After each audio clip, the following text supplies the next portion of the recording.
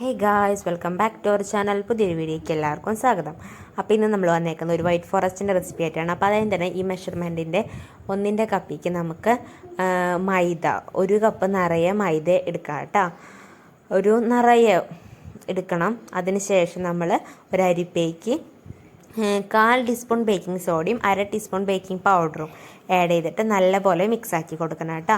ഇത് ഒരു 3 തവണയെങ്കിലും നമ്മൾ ഇങ്ങനെ അരിച്ചെടുക്കണം കേട്ടോ.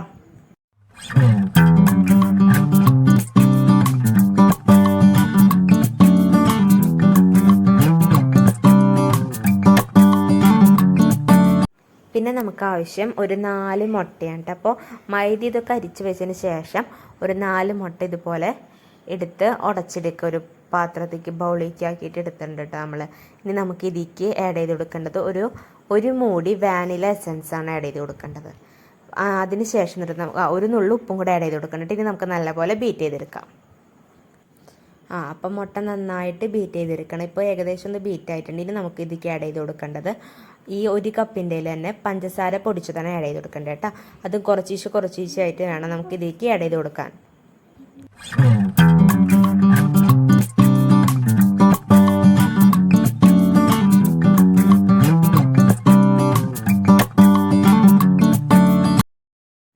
അപ്പോൾ അതിന് ശേഷം പിന്നെ ഒരു അര പാത്രം അതിൽ ഓയിൽ ആഡ് ചെയ്ത് കൊടുക്കേണ്ടത്. പിന്നെ 1 സ്പൂൺ വിനാഗിരി കൂടെ ആഡ് ചെയ്തിട്ട് നമുക്ക് ഒന്ന് നല്ലപോലെ ഒന്ന് ബീറ്റ് ചെയ്തെടുക്കാട്ടെ. ഇതൊക്കെ ഒന്ന് മിക്സ് ആവണ പോലെ.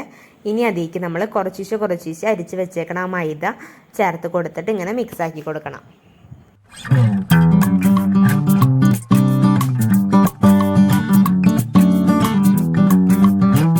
അപ്പം നമ്മുടെ ബാറ്റർ ഇവിടെ ഏകദേശം റെഡി ആയിട്ടുണ്ട്. ഇനി നമുക്ക് അതിലേക്ക് ഒരു തുള്ളി പാലും കൂടെ ആഡ് ചെയ്ത് കൊടുക്കാം. ഇത്തിരി ടൈറ്റുണ്ടെങ്കിൽ നമ്മൾ പാൽ ആഡ് ചെയ്ത് കൊടുക്കുക. അപ്പം നമ്മുടെ ബാറ്റർ ഇപ്പോൾ ഏകദേശം ഒന്ന് എല്ലാം മിക്സായിട്ട് വന്നിട്ടുണ്ട്. ഇനി നമുക്ക് കേക്കിൻ്റെ പാത്രമല്ലേ അതിലേക്ക് ഇത് ഞാൻ A4 ഷീറ്റിൽ ഓയിൽ വെച്ച് ആക്കിയാണ് ചെയ്തേക്കുന്നത്. അതൊന്ന് ആക്കിയിട്ട് നല്ലപോലെ ആക്കിയിട്ട് ഒഴിച്ചു കൊടുത്തിട്ട് നമ്മൾ ഓവനിൽ ഒരു 30 മിനിറ്റാണ് വെക്കണത്. അങ്ങനെ വെച്ചിട്ട് ബേക്ക് ചെയ്യാൻ വെക്കാം കേട്ടോ.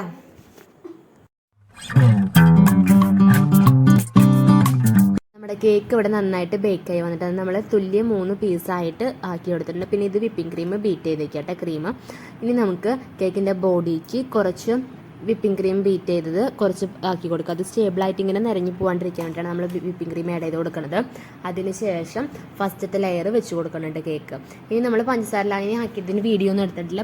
നമ്മൾ വെള്ളത്തിൽ പഞ്ചസാര ഇട്ടിട്ട് നന്നായി ലായനി പോലെ ആക്കി എടുത്തിട്ടുണ്ട്. അത് കേക്കിൻ്റെ എല്ലാ ഭാഗത്തേക്കും ആവണ രീതിക്ക് നമ്മൾ ആക്കി കൊടുക്കുന്നുണ്ട് കേട്ടോ. അപ്പോൾ നമ്മളിവിടെ സ്പൂൺ കൊണ്ട് ആക്കണം. നിങ്ങൾക്ക് പറ്റുമെങ്കിൽ നമ്മൾ കുപ്പിയിലാക്കിയിട്ട് ഇങ്ങനെ കുപ്പിയുടെ മൂടിയിൽ ഡോട്ടാക്കിയിട്ട് അത് അങ്ങനെ ആക്കി കൊടുക്കാം കേട്ടോ.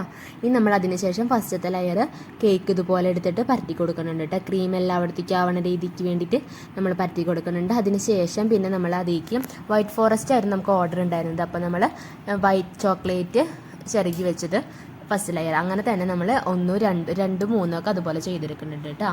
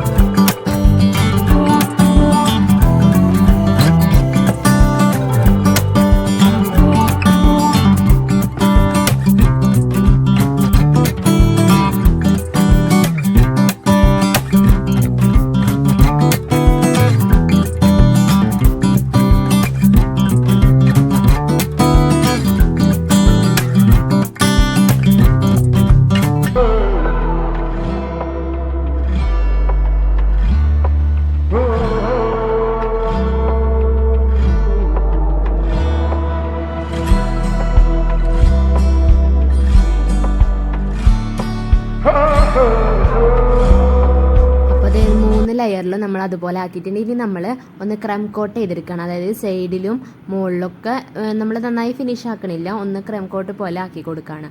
അതിനുശേഷം നമ്മൾ ഒന്ന് ഫ്രീസറിൽ വെച്ച് സെറ്റ് ആകുമ്പോൾ പിന്നെ നമ്മൾ ക്രീം വയ്ക്കുമ്പോൾ ശരിക്കും നല്ല ഇതിലായിട്ട് ഇരിക്കും കേട്ടോ, ഫിനിഷ് ആയ പോലെ. അപ്പോൾ നമുക്ക് ഫ്രീസറിൽ കുറച്ച് നേരം വയ്ക്കും, ഒരു 10-15 മിനിറ്റ് ഫ്രീസറിൽ വെച്ചിട്ടുണ്ട് കേട്ടോ. അപ്പം നമ്മൾ കേക്ക് എടുത്തിട്ടുണ്ട് ഫ്രീസറിൽ നിന്ന്. ഇനി നമുക്ക് സൈഡിലും മുകളിലൊക്കെ ബാക്കി ക്രീം ആവർത്തക്കും ഇങ്ങനെ ഫിനിഷ് ചെയ്യാം കേട്ടോ, എല്ലായിടത്തും.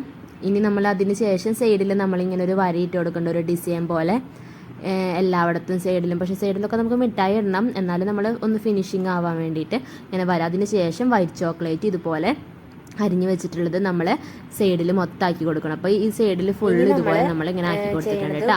ഇനി നമുക്ക് ഇങ്ങനെ പൂ പോലെ ചുറ്റിനും കേക്കിൻ്റെ ചുറ്റിനും ഇങ്ങനെ ആക്കി കൊടുക്കണം. അതുപോലെ അടിയിലും ആക്കി കൊടുത്തിട്ടുണ്ട് കേട്ടോ. പിന്നെ ബാക്കി ഫിനിഷ് ചെയ്യാനുള്ളിടത്തൊക്കെ ഇതുപോലെ നമ്മൾ പൂ കുത്തി കൊടുക്കുന്നുണ്ട്.